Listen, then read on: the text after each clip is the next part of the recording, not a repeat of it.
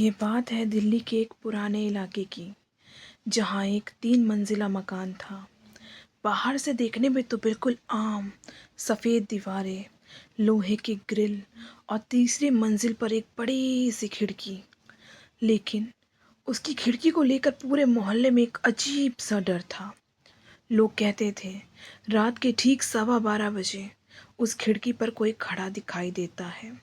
ना कोई आवाज़, ना रोशनी, बस बस एक साया।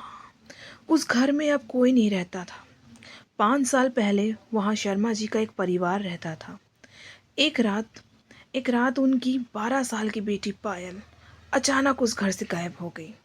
खिड़की अंदर से बंद थी, दरवाजे भी बंद थे। पुलिस आई, खोज हुई, लेकिन पायल पायल की कभी कोई खबर नहीं मिली। कुछ महीनों बाद पूरा परिवार घर छोड़कर चला गया। इसके बाद शुरू हुआ असली डर। मोहल्ले में रहने वाला रोहन कॉलेज का एक छात्र था। उसे भूत प्रेत पर कभी भरोसा नहीं था। एक रात एक रात वो देर रात तक मोबाइल चला रहा था। खिड़की पर फिर वही साया था। इस बार वो सिर्फ खड़ा नहीं था, उसका हाथ धीरे धीरे कांच पर चल रहा था। ठक ठक ठक, जैसे किसी को बुला रहा हो। रोहन ने कांपते हाथों में जूम किया। चेहरा अब साफ दिखाई दे रहा था। वो एक बच्ची थी, वो वही बच्ची थी पायल, लेकिन उसकी आंखें पूरी काली थी। अचानक कैमरा बंद हो गया। मोबाइल की बैटरी 80% थी, फिर भी कैमरा एकदम से स्विच ऑफ हो गया। डर के मारे रोहन अगली सुबह पास के एक बुजुर्ग हकीम चाचा के पास गया। चाचा ने सब सुनकर सिर्फ इतना ही कहा, उस बच्ची की आत्मा खिड़की से बंधी हुई है।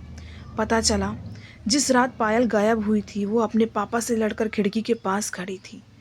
अचानक से बहुत तेज आंधी आई और खिड़की खुली और वो नीचे गिर गई। पर बदनामी के डर से परिवार ने सच्चाई छुपा दी। उसकी आत्मा आज भी वही है, हर रात उसी समय खिड़की को देखने की उम्मीद में। उस रात रोहन ने हिम्मत की। वो सीधा उस घर के सामने खड़ा हुआ। ठीक 12:15 बजे खिड़की पर पायल दिखी। इस बार उसने मुस्कुरा कर हाथ हिलाया। रोहन ने कांपती आवाज में कहा, "प- पायल, तुम्हें अब जाना चाहिए।" खिड़की अपने आप खुली। एक ठंडी हवा का झोंका आया।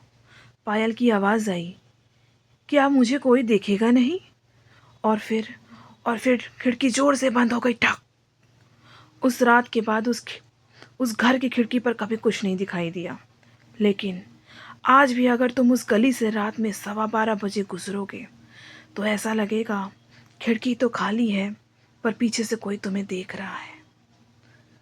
आज भी लोगों को ये महसूस होता है कि वहाँ खड़ा कोई उन्हें देख रहा है।